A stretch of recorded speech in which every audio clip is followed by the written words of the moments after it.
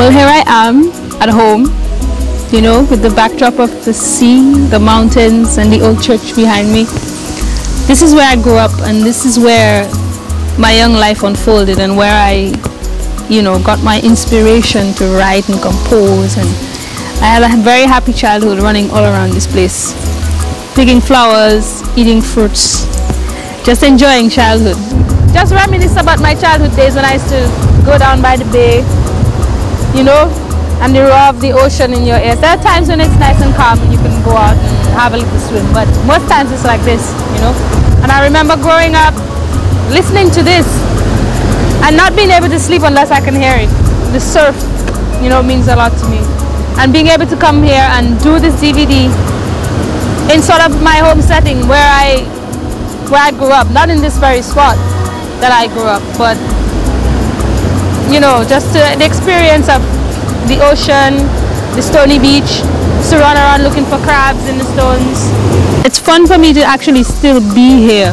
It sort of keeps me young, keep me fresh. Not that I'm old, but keeps me tied to my roots and, you know, keeps me grounded. I know where I come from, and that's one of the reasons why I'm still here. I don't think I can go anywhere else. I haven't moved because for me, this is how life is supposed to be. People go, you know, overseas and work hard and pay lots of money to come back in a place like this to retire. And we have it, you know, the peace and serenity that Dominica has to offer. It's wonderful.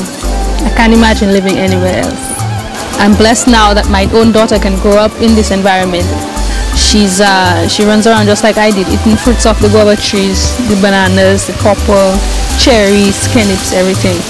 And you know, wonderful neighbors and all, and she can grow up here in a peaceful environment. She doesn't have to worry about, you know, being unsafe or anything. And for me, that's very, very, very important. As an artist, I think it's important that you have peace of mind, and my daughter being able to be here gives me peace of mind. This is where I experience the love of my family, my mom, my dad, and my grandparents.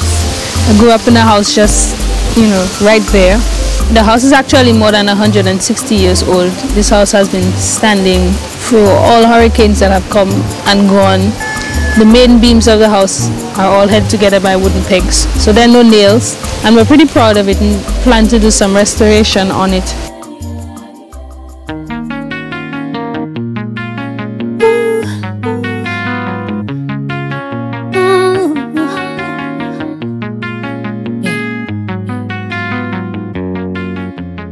My parents were very, very huge music lovers, and we had everything from calypso to jazz to R&B to soul. You know, that was the styles that we listened to, and including midnight groovers also. So I listened to a large variety of music, and growing up that way, you know, gave me the benefit of having a huge range of music that I could listen to and learn from and adapt, you know, to my own style. I started learning formal music at the Cairo School of Music, thanks to Miss Pearl Christian, Leng Sorrento, and of course Patricia Benjamin, who first introduced me to Cairo. And from there, I got a better understanding of music and started playing and understood what I was playing. Well, I met Michele when she was 9 years old. She was a student at the Cairo School of Music.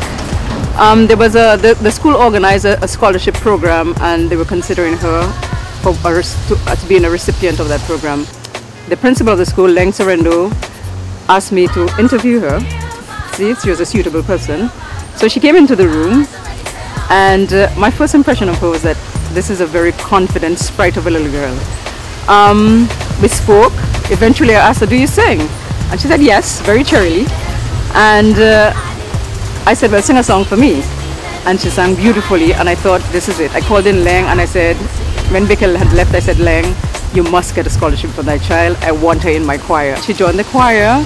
She did recorder with me and got up to grade 3. She had a great tone on the instrument, and I said, "Michele, why don't you go onto the flute?"